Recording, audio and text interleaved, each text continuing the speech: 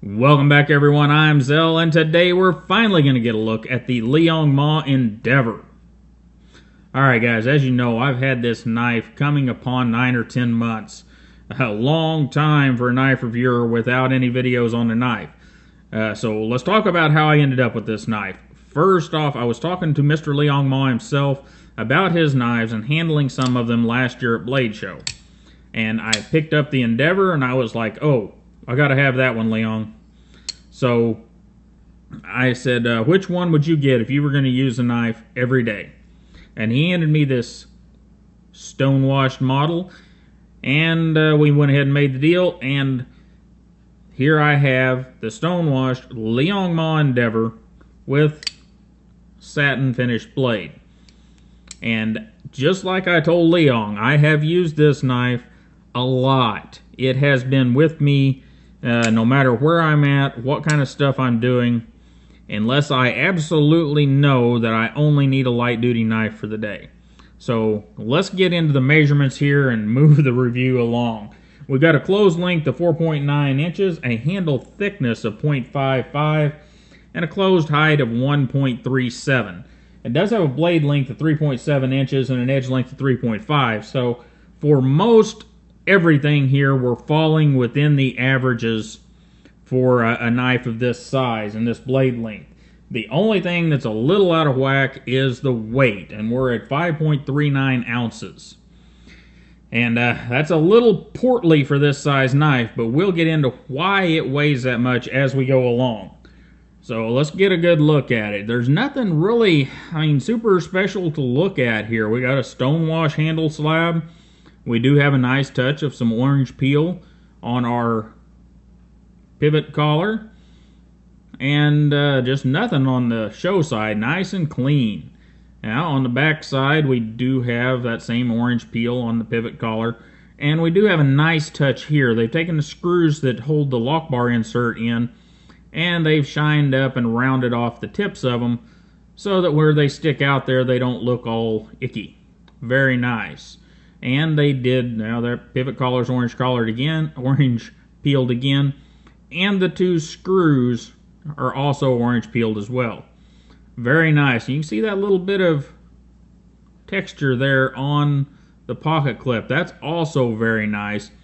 And our pocket clip is held in with one screw from the inside. You have to go back to the What's Inside video to see that. And fits in its nicely machined little slot quite well. And if you look closely there, instead of slamming or pressing a ball down into that like the Beg knives, we have a machined ball on the end of this one. And this pocket clip works very well. We'll get to that here in a bit. For now, let's get some size comparison out of the way.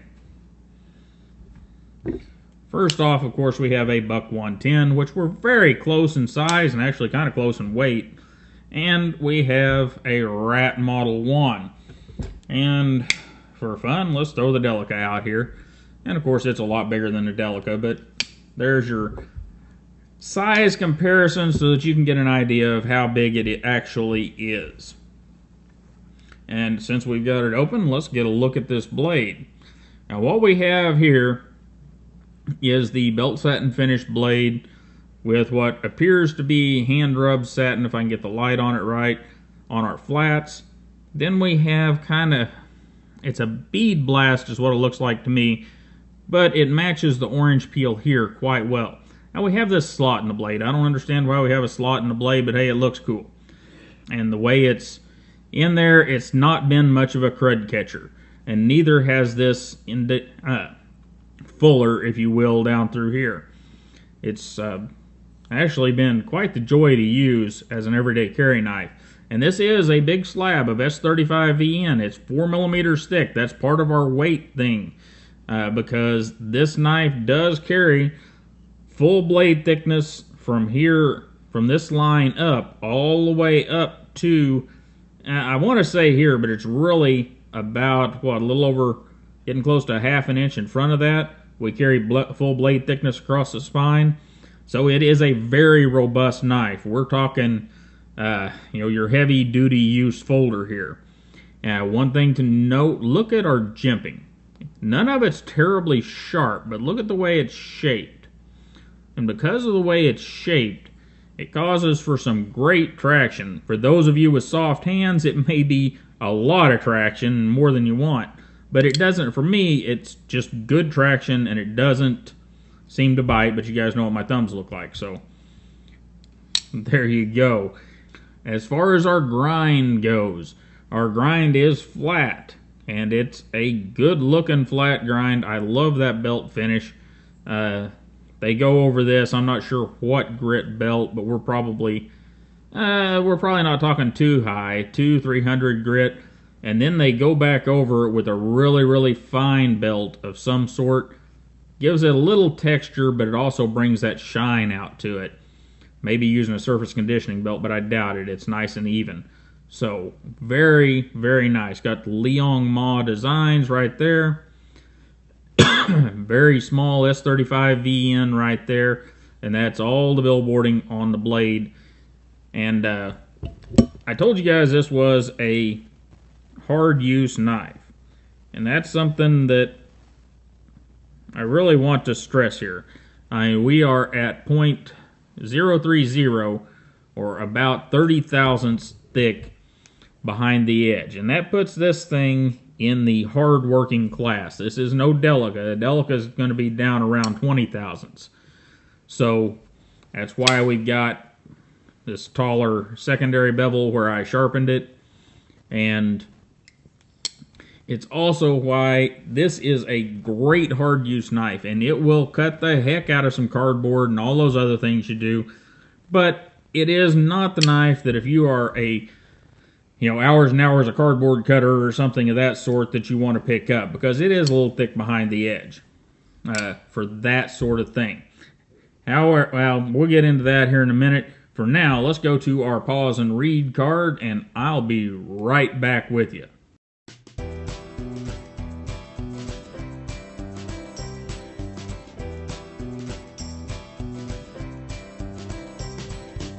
Alright guys, moving on to how it works. Well, it's just like any other titanium frame lock flipper. We've got a lock bar insert, you can see right there. It is made out of 2 slabs of titanium and all milled out. Go back to the What's Inside video to see what's in there. But no backspacer, just 2 pieces of titanium screwed together right there and right there. And it gives kind of an integral appearance. And pivot, of course, is your standard sleeve and 2 torque screws with ceramic ball bearings and all the normal stuff, backing washers, etc. And as you can see, it works really well.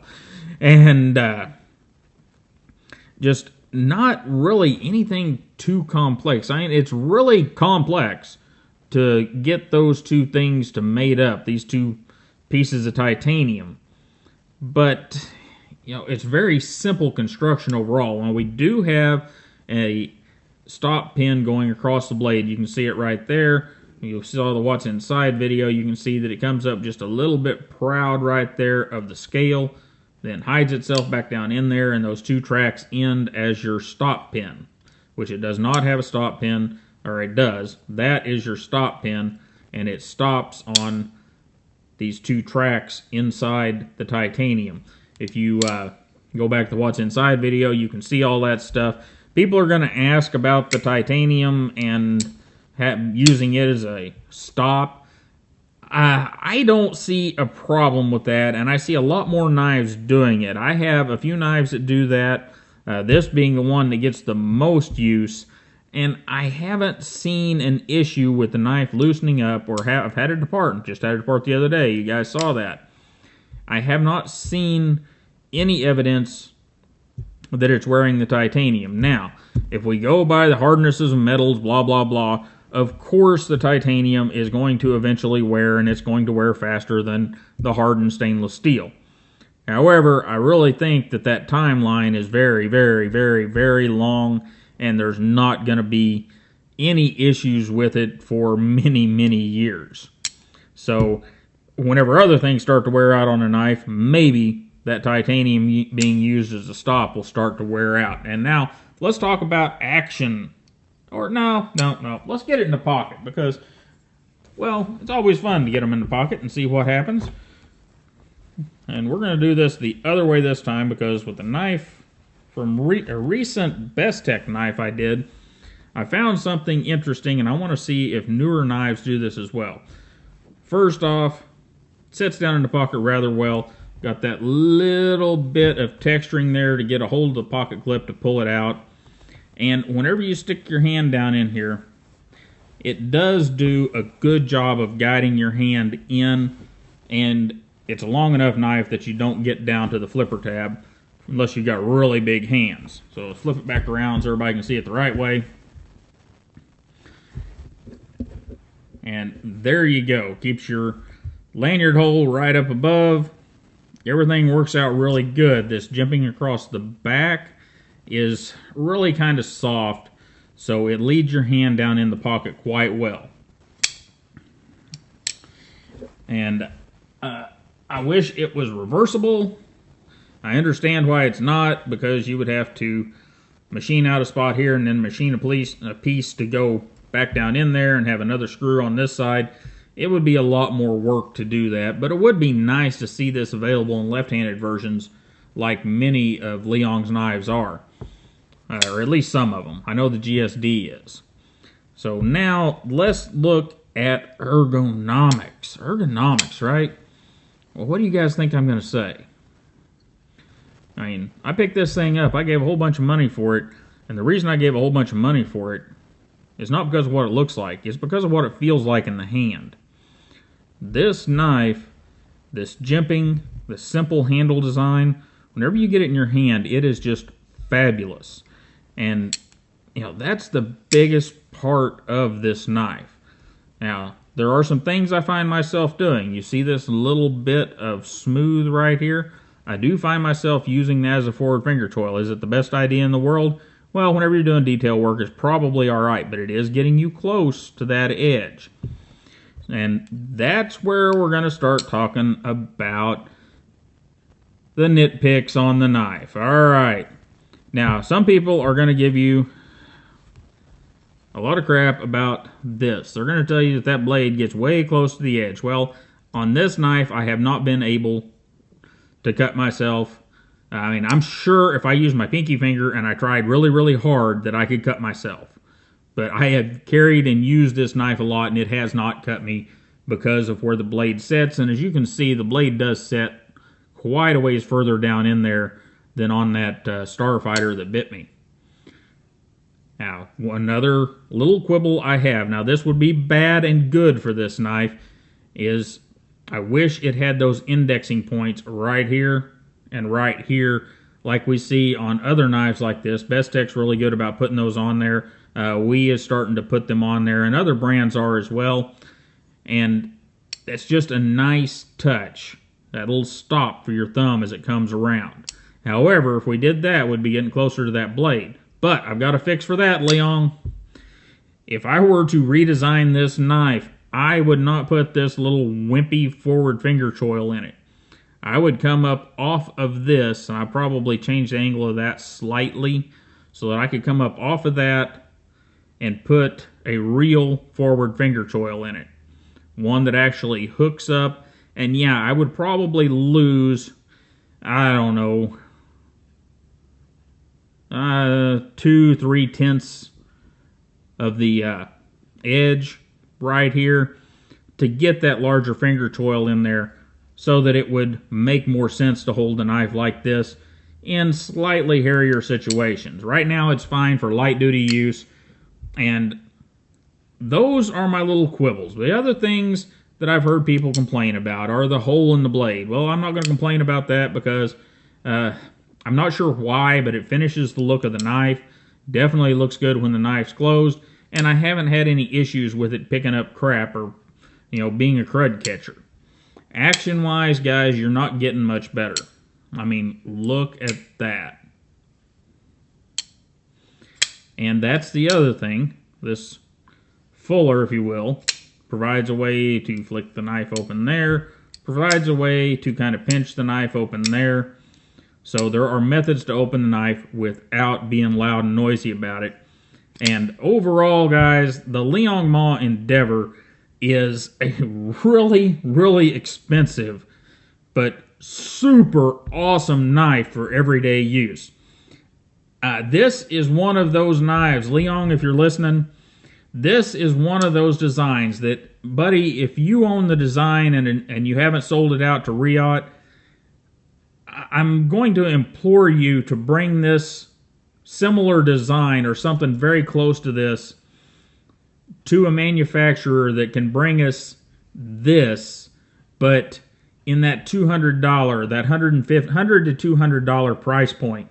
Because, buddy, this is just a wonderful, wonderful knife design. And even if you did some things that would make it a little cheaper, even if it come out with a backspacer in it, the design itself and the blade design would just be freaking wonderful. I would love to see this also in a lightened up version with some 2.5mm blade stock and everything just slimmed down. I think that would be a beautiful and gorgeous knife. One thing I did forget to mention, we do have the indexing points in here, and Liong has not cut this side down. So those indexing points are how you get to the knife to close it. I love that. That's one of the things that we do at Todd Knife and Tool, because being semi-ambidextrous and ambidextrous, we don't care for that little divot right here in most knives. We would prefer just to have those indexing points so that we can use the knives with either hand. Anyhow, guys, this has been the Liong Mah Endeavor. It is an absolutely wonderful knife. As you can see, I love the thing, and it is just... I tried. I really tried, guys. I tried really, really hard to give this just a fair and honest review, and I think I did an okay job. You guys let me know in the comments. Do note all of the scratches and all of the beating up I've done to this knife. I told Liong I was going to use it, and I wasn't joking. The Liong Mah Endeavor, guys. I don't usually get too deep into saying that something over, say, $250 is well worth the money, but in this case, it absolutely is. This is probably my favorite production knife out there. And you guys have a wonderful day. Don't forget to like, share, and subscribe, and I will see you next time.